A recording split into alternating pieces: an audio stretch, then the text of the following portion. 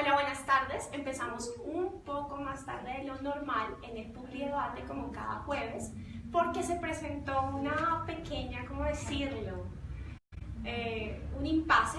Teníamos dos invitadas, estaba Susana Muhammad, que aquí está con nosotros. Susana, ¿cómo estás? Mucho gusto. Ya te voy a dar un espacio para que tú, por favor, te presentes. Y por el otro lado teníamos a María Fernanda Cabal, que es representante de la Cámara por Bogotá y candidata al Senado de la República.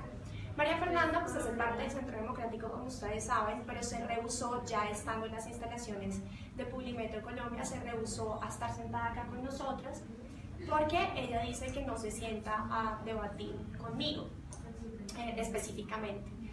Lo que está pasando en este momento, pues a mí sí me trae una reflexión. No quiero meter a Susana en esta reflexión, pero sí a mí como ciudadana me dice mucho del tipo de políticos que tenemos, tanto en el Congreso como en general, es decir, esos políticos que le dan la espalda a la ciudadanía, que no son capaces de sentarse a hablar con ellos. Yo específicamente le dije a María Fernanda pues que ella es una congresista y que nosotros los ciudadanos le pagamos el salario, así que me parece pues muy mal que ella no sea capaz de sentarse bajo todo el respeto, y fui muy clara con ella también al decirle que este espacio es un espacio respetuoso donde cada quien tiene sus ideas, pero donde tenemos justamente el espacio para poder sentarnos y conocer sus ideas. Entonces, bueno, no siendo más, vamos a hablar sobre los venezolanos en Colombia. Susana es candidata al Senado de la República por la lista de los presentes, Susana Muhammad. Susana, gracias. Bueno, después de esta introducción tan triste. Sí, es un poco la situación de polarización del país y es un tema que creo que todos debemos contribuir, ¿no?, a poder establecer diálogos serios. Yo personalmente tuve un buen debate con la senadora María Fernanda, con la representante María Fernanda, que agradezco, y que fue interesante para mí esa experiencia. Así es, muy chévere. Entonces, bueno, Susana, aquí hemos estado hablando de este tema, los venezolanos, es un tema muy recurrente, pero antes de ya entrar como en el debate, bueno, ya no debate, en la conversación sobre esto, me gustaría que le contaras a quienes nos están viendo y nos van a ver más adelante, ¿quién es Susana Muhammad? ¿Qué representa y qué ha hecho Susana Muhammad? Vale, pues bueno, soy ambientalista. Desde muy joven he estado siempre interesada en la pregunta sobre la relación entre la cultura y la naturaleza, y ese ha sido, digamos, mi hilo conductor en el trabajo que he hecho. He trabajado en el sector privado, trabajé en una multinacional de petróleos para entender también el proceso de cambio energético. Trabajé con comunidades de base, he trabajado desde el activismo social y ambiental también, y fui 4 años secretaria de Ambiente de Bogotá y secretaria general de la Alcaldía de Bogotá en el gobierno de la Bogotá Humana de Gustavo Petro. Bueno, Susana, todos los días en Colombia estamos enfrentando diferentes debates, ¿no? Y tú hablabas muy bien esto de la polarización, que para mí, visto desde un lado positivo, no es nada más y nada menos que en una democracia podamos debatir abiertamente desde las posiciones que tengamos y desde nuestra visión del mundo. Colombia tiene unos problemas económicos gravísimos, si se quiere estamos casi que en cuidados intensivos en este momento. Tenemos la problemática de los líderes sociales asesinados. Esto ha sido una problemática histórica en Colombia, pero que se ha agudizado o se ha notado mucho más desde la firma de los acuerdos. ¿Crees tú, con toda esta problemática de la cual te acabo de hablar, que Venezuela debe ser un tema de debate durante esta campaña al Congreso y a la presidencia? Mire, la situación que se está viendo en Venezuela y los impactos en Colombia son graves. Lo que ha sido la migración de bienes de colombianos que vivían en Venezuela están retornando, o venezolanos que están retornando o utilizando Colombia como territorio de paso a otros países. Es realmente una de las primeras veces desde el exterior, porque internamente ya vivimos un desplazamiento masivo, una migración masiva por el conflicto armado, pero desde el exterior que estamos viendo una situación a la que el gobierno no se preparó adecuadamente. No hay una claridad de cómo manejar una crisis migratoria de este tamaño, y pues yo creo que desde esa perspectiva definitivamente sí es un tema de conversación del debate público, la migración venezolana y la incapacidad institucional colombiana, que no ha sido capaz tampoco siquiera de garantizar derechos sociales a la mayoría de los colombianos, o lo ha hecho de forma precaria, digamos, porque tampoco hay que ser tan exagerados, pero sí de forma precaria. El avance de esos derechos va a tener una dificultad fuerte con el impacto de la migración venezolana, y eso va a ser un reto institucional, social y político para cualquier política pública que un próximo gobierno nacional vaya a plantear. Por eso va a ser un factor importante a tener en cuenta. Entonces me parece que en ese término sí es un tema de debate.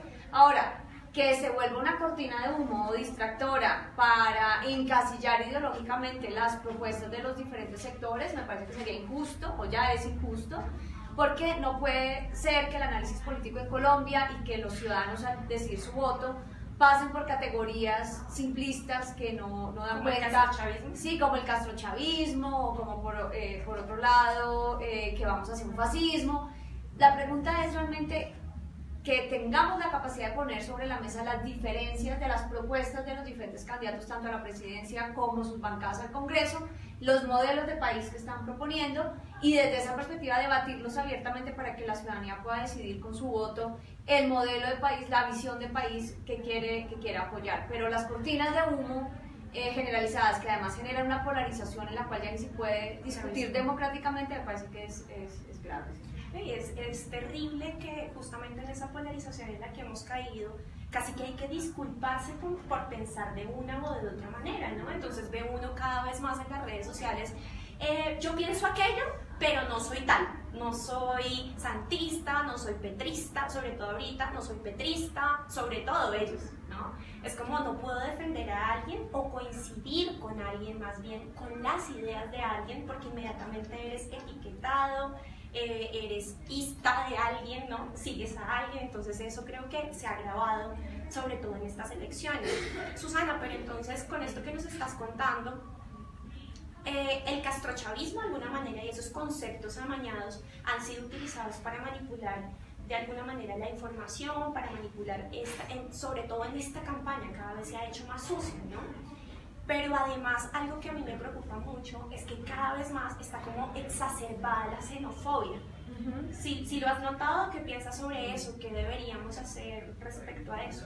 Sí, distorsionar las propuestas de los candidatos a través de etiquetas generales que no permiten, que generan un filtro a la escucha de la ciudadanía de esas propuestas, me parece que distorsiona el debate público, lo convierte en un debate simplista, polarizado, ineficiente.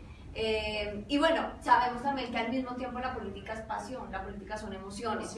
Entonces, hay que ver qué tipo de emociones estamos fomentando en esta campaña, y pues a nivel internacional se ha visto que la emoción del miedo, la emoción del odio, son emociones rentables políticamente, desafortunadamente. Yo creo que es más responsabilidad de nosotros los ciudadanos no dejarnos tentar por caer en eso y no hacerles el juego a aquellos que están manipulando el proceso electoral a partir de esas emociones, pero son muy efectivas y además generan, pues ya lo vimos en el resultado del plebiscito, generan resultados electorales concretos. Así es, pues nos venden miedo para que compremos seguridad, ¿no? Que es una frase bastante famosa. Susana, hablemos un poco, tú más o menos lo mencionaste hace un momento, pero hablemos un poco porque eso se desconoce, digamos como que se mete en un paquete a ¿quiénes son los que están viniendo de Venezuela? Pues venezolanos, dice la gente, ¿verdad? Pero ya cada vez más estamos empezando a conocer, de hecho hay un censo que se hizo a nivel general, el que arroja con el DANE que más o menos el 70% de los venezolanos que han ingresado a Colombia, de esas personas que han ingresado a Colombia, son colombianos o son hijos de colombianos. ¿Qué sabes tú sobre eso? Sí, de acuerdo, es así, más del 60% son colombianos retornados por la situación crítica o colombianos que nacionalizan sus hijos porque tienen derecho a la nacionalidad colombiana. Entonces tenemos que recordar con el pasado que hubo una gran migración colombiana también a Venezuela por la diferencia económica que había con la riqueza del petróleo, y que los colombianos fueron allá a aportar su mano de obra, vivieron situaciones difíciles y ahora digamos están retornando. Ahora, la situación, el problema es que esta ya es la quinta ola migratoria desde el 2005 más o menos que empezó el fenómeno con la situación de Venezuela. Y ya llevamos, entonces podríamos decir, más de 10 años de una situación de migración a la que no se le ha puesto atención estructural de parte del gobierno.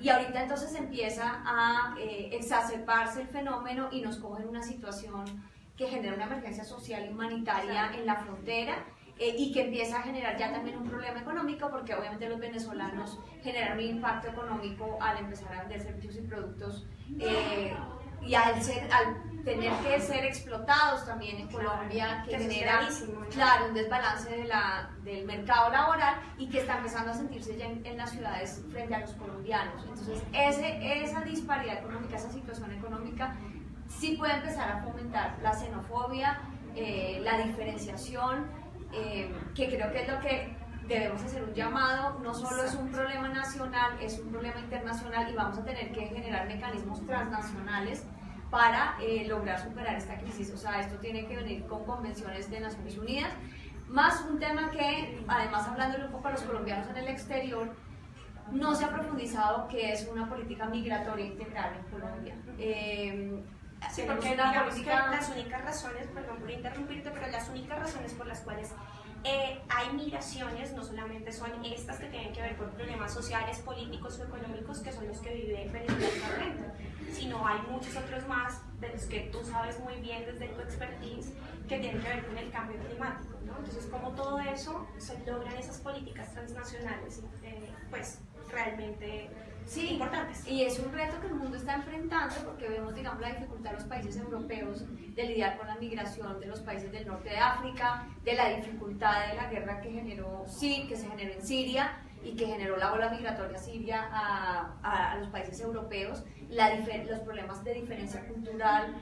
Un tema súper importante que además va a afectar mucho, que puede tener una incidencia en la seguridad colombiana muy importante, que es el problema de las redes, tanto de trata de personas como de narcotráfico, como economías ilícitas, en donde las grandes olas migratorias son realmente un insumo importantísimo para alimentar esas redes. Claro. En esa vulnerabilidad de los migrantes es que se exacerba el tráfico de personas, se exacerba en Colombia, principalmente se puede exacerbar el reclutamiento de estos migrantes por parte de bandas criminales, del ELN, de disidencias de las FARC, para empezar a crecer nuevamente los ejércitos que están girando hoy, no necesariamente alrededor de ideologías políticas, sino alrededor de economías ilícitas, que son un grave problema de seguridad.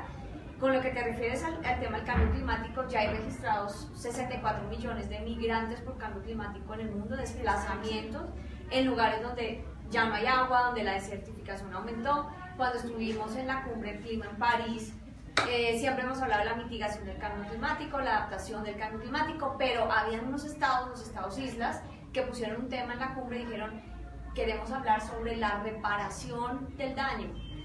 ¿Quién nos va a reparar cuando el nivel del mar suba y nos quedemos sin nación, nos quedemos sin territorio?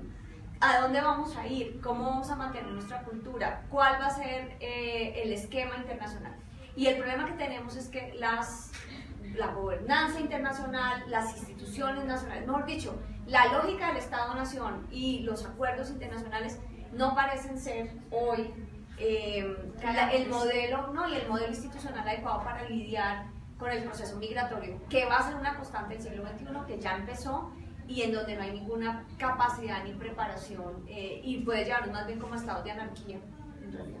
Interesante esto que nos cuentas sobre medidas transnacionales, pero siento también que con este tema, mira, tanto que han hablado de populismo, ¿no?, en este país, y hablan de populismo y siempre tratando de etiquetar a los sectores alternativos con el populismo, pero cuando uno ve hacia el otro lado y hacia la derecha o hacia los mismos que nos han gobernado siempre, hay mucho populismo, ¿no? Entonces, que nos regalan casas gratis, pero vaya y vote por mí, que hay familias en acción, pero vaya y vote por mí.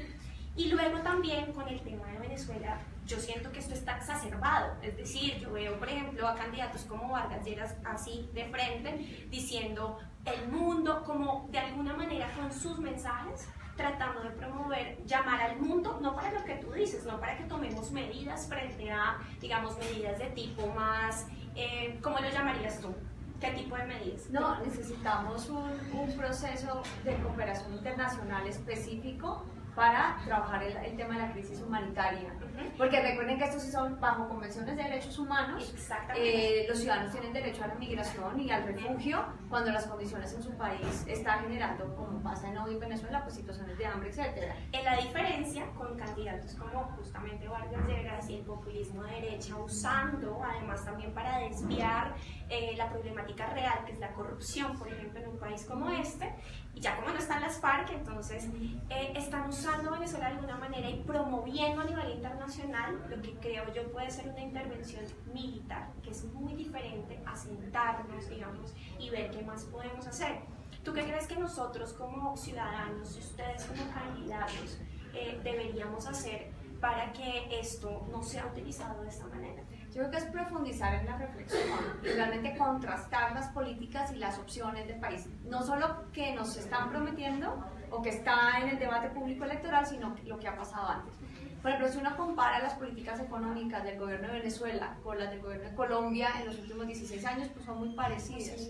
Entonces uno podría decir que el gobierno de Álvaro Uribe, que el gobierno de Santos lo que ha hecho es fomentar una petrolización de la economía colombiana, una dependencia para los ingresos fiscales del petróleo y de la minería. Eso además, desde el 2003 hacia acá, cambiaron la institucionalidad del país, han cambiado la lógica de los territorios, la lógica económica.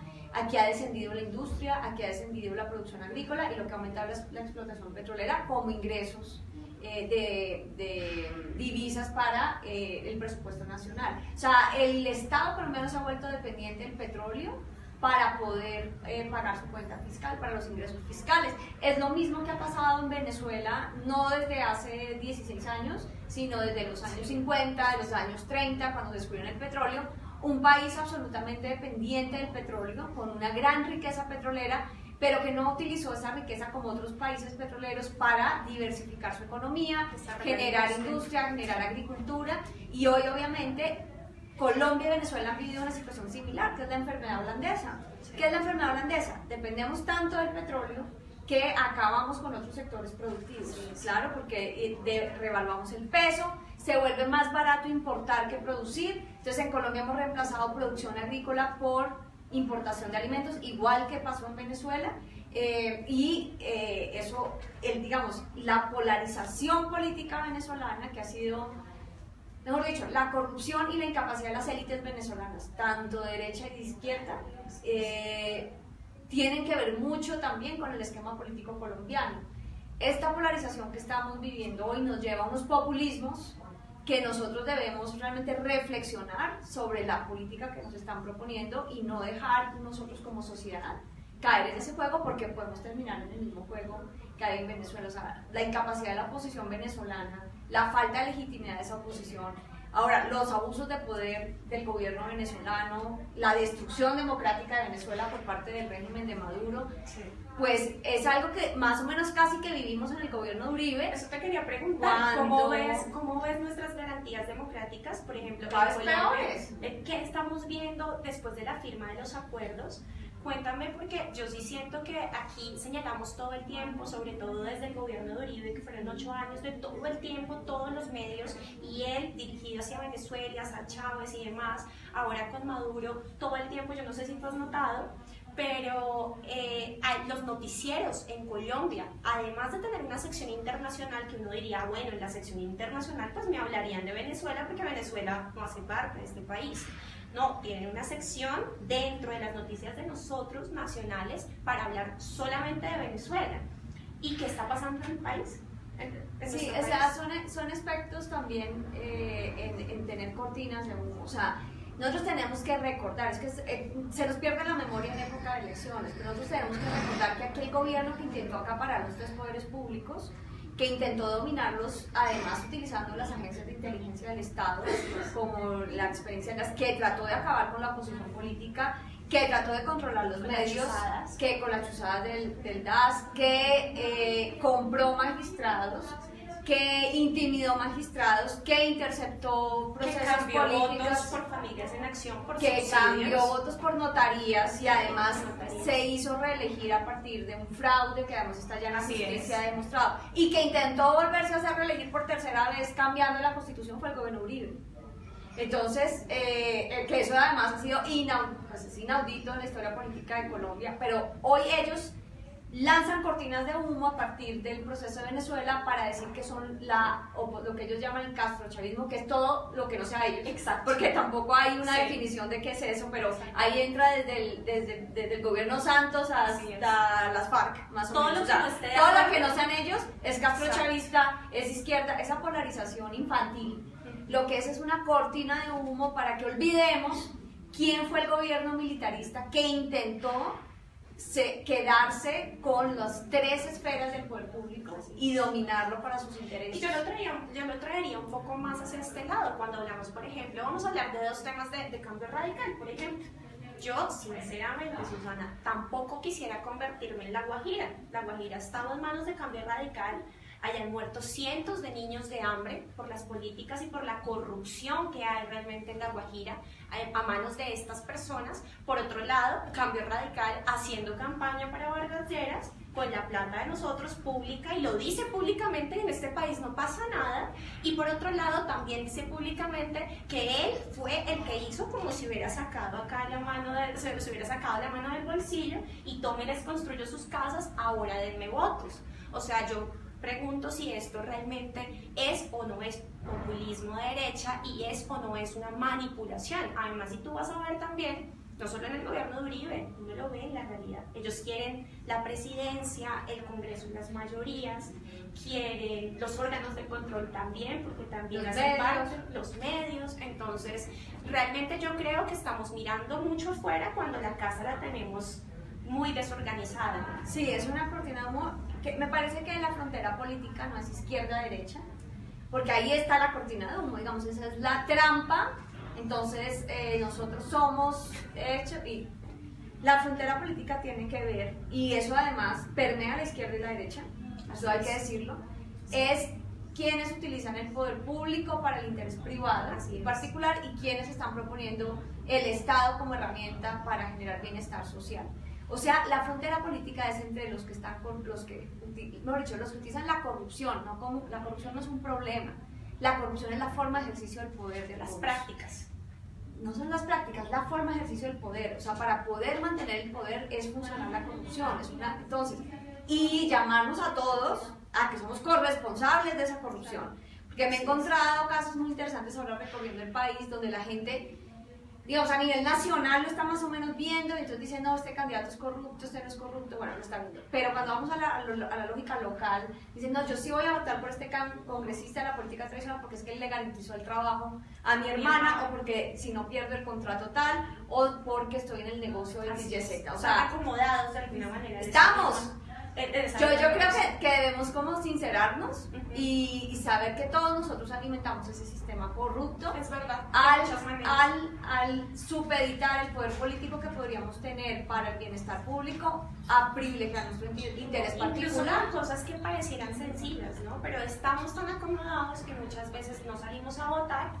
Muchas veces desconocemos los mecanismos de participación y no les damos la importancia y la relevancia. Es decir, muchas veces incluso, yo creo, Susana, que sentarnos en una mesa y decir, acá no se habla ni de política, no se habla de política, ese hecho que parece tan sencillo, ya no permite el disenso, no permite la confrontación de ideas, no permite que la gente vaya más allá, y solo ese hecho de limitar esa participación en una mesa mientras estamos comiendo o lo que sea, ya ese simple hecho ya permite que esa corrupción continúe. Yo creo que son muchos los detalles con los cuales nosotros podemos permitir que la corrupción continúe o tenga un freno. Sí, es la trampa de ver la política como algo corrupto, sucio, porque además así se ha ejercido en este país. Y que debe estar lejos de mí. Claro, y yo sentirme ciudadana en el lado de la sociedad, pues, que yo soy apolítico, yo no me meto con eso, pero darnos cuenta que precisamente eso es lo que le deja el espacio a los que ejercen la política de esa forma para que la secuestren, como la tienen secuestrada. Y lo que nosotros proponemos en la lista de la decencia,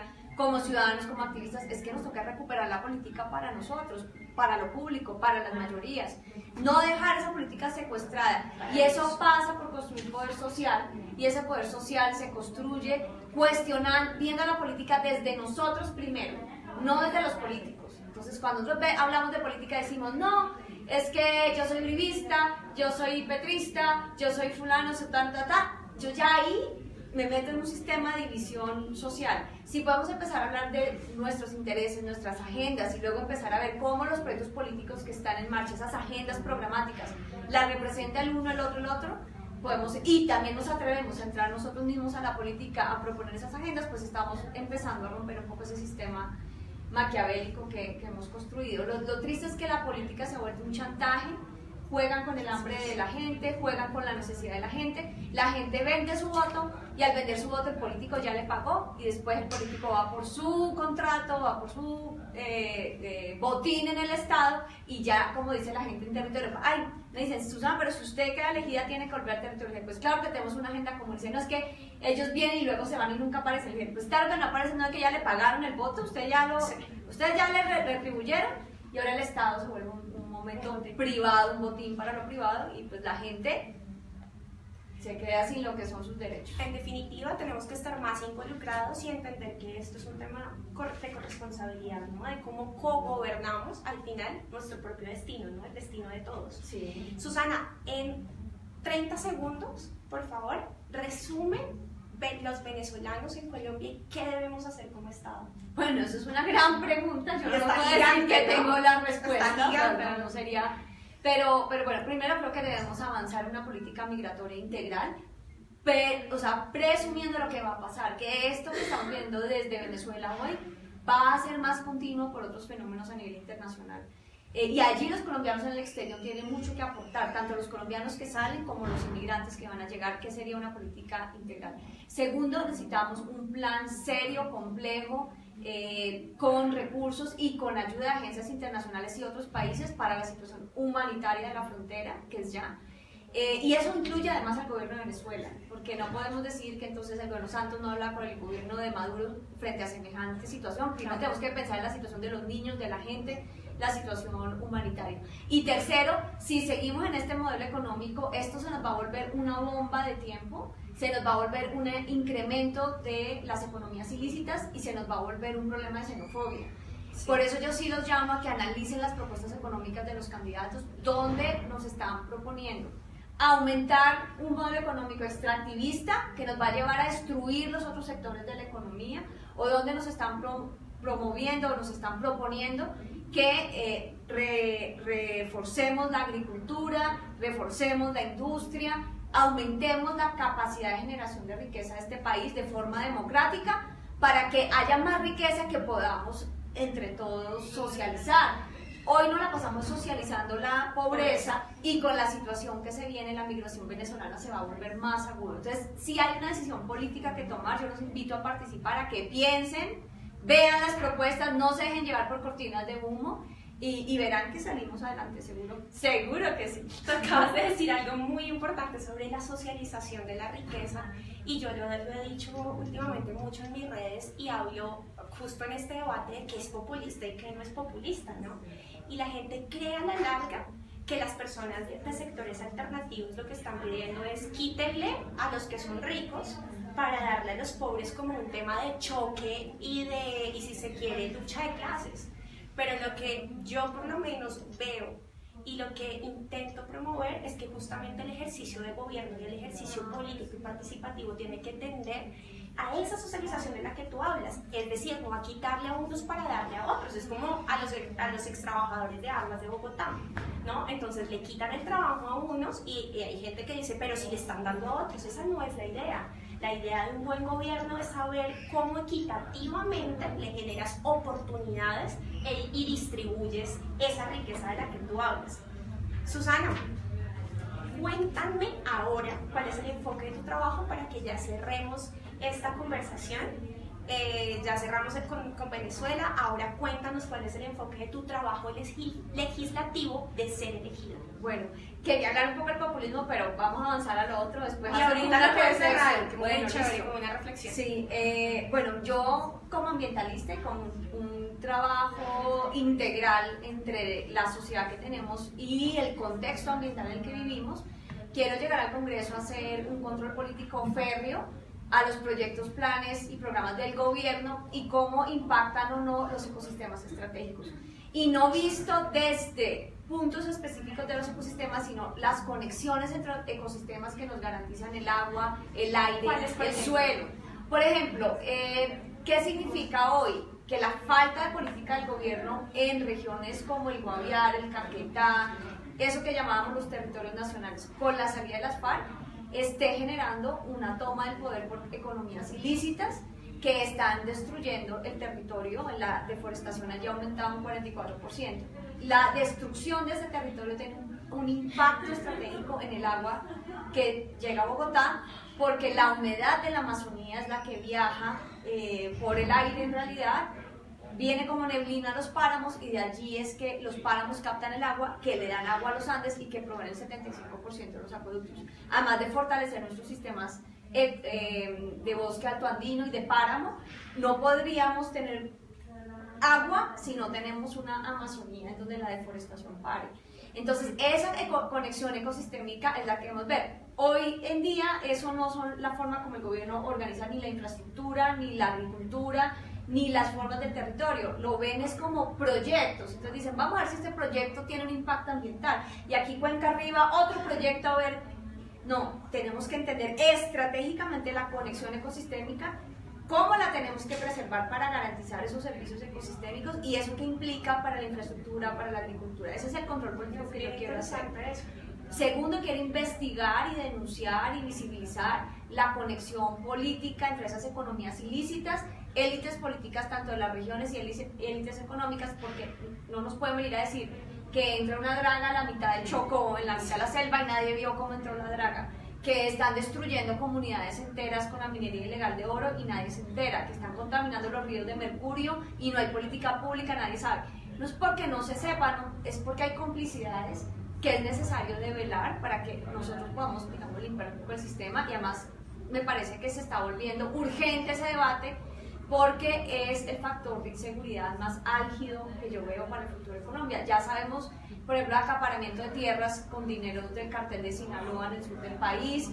¿Para qué? Para controlar la producción de cocaína desde Colombia hasta los Estados Unidos, y podemos terminar en un posconflicto anárquico, violento, no al estilo del conflicto que conocimos, que fue terrible, sino más al estilo de lo que se está viendo en México, en Centroamérica. Entonces eso es lo que nosotros necesitamos empezar a visibilizar. Y Susana, algo de eso que estás hablando ya se está empezando a ver en regiones como Nariño, por ejemplo, en departamentos como Nariño, donde si tú te das cuenta tenemos más incluso cantidad o hectáreas cultivadas de coca incluso que un país completo como es Bolivia. Entonces, y si tú te das cuenta, pues allá ya hay enfrentamientos entre la fuerza pública y entre los cocaneros por una parte y por la otra los pequeños carteles del narcotráfico. Entonces, claro que hay una bomba de tiempo, salimos de un conflicto con las FARC y esos territorios que dejaron de alguna manera están siendo cooptados por otras redes, ¿no? Así es. Yo creo, Susana, a propósito de esto que tú estás proponiendo de llegar a ser elegida senadora, es tan fundamental que de verdad que me hago esta reflexión nuevamente, la reafirmo, es porque estamos hablando de, por ejemplo, de esos dos temas tan importantes de los que tú estás hablando. Por un lado, acá creemos todos en las ciudades que es abrir la llave y el acueducto es el que me provee el agua, ¿no? No sabemos todo esto que nos acabas de contar, por ejemplo. Y por otro lado, este tema fundamental, ¿no?, de las economías ilegales, cómo repercute todo esto en nuestras ciudades, en la seguridad de nuestras ciudades, y en vez de estar hablando de esto en los debates, están confrontaciones personales, que este es castrochavista, que este nos va a llevar a ser Venezuela. Entonces aquí creo que cabe perfectamente el comentario que nos ibas a hacer sobre el populismo, ¿no? Sí.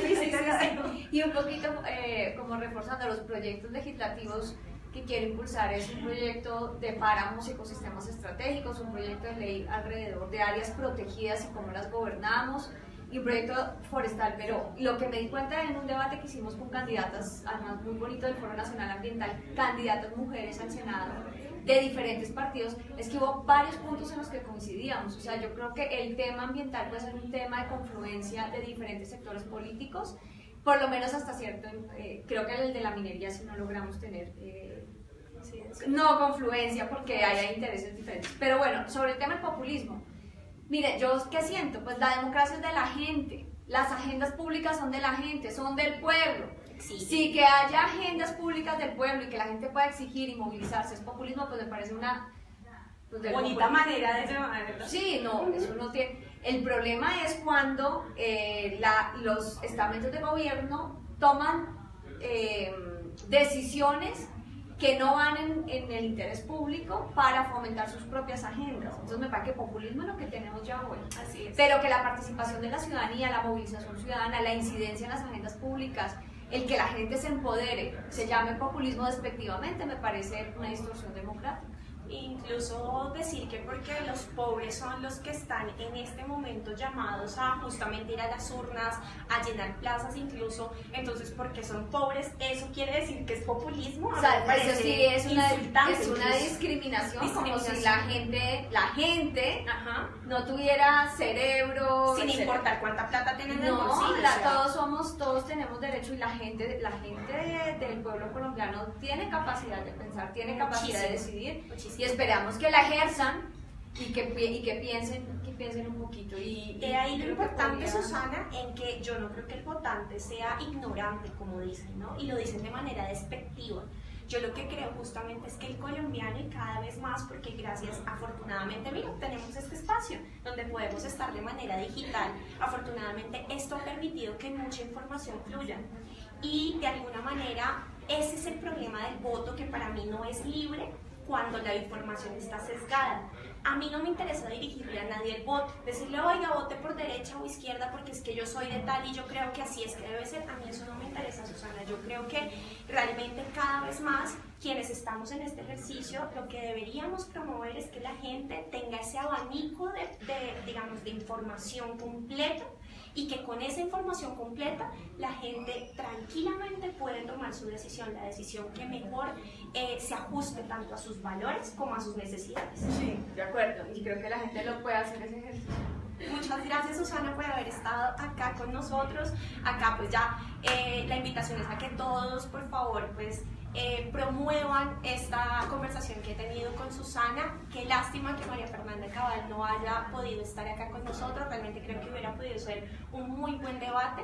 Todo lo que te pregunté, Susana, y tal cual lo que hablamos era lo que íbamos a hablar con ella. Acá no se pretendía hacer juicios de valor ni juicios de ningún tipo, simplemente darle un espacio a cada una para que tuviera esa exposición de sus ideas, que creo que a veces justamente en ese sesgo mediático, en esa búsqueda del show y del morbo y demás para vender, muchas veces no se tiene en cuenta tanto lo que piensan las personas como si sus deslices comunicacionales. Sí, que es triste porque hay que aprender a escuchar, y yo en el intercambio que he tenido con candidatos de diferentes tendencias durante esta campaña he aprendido mucho de ellos. Exacto.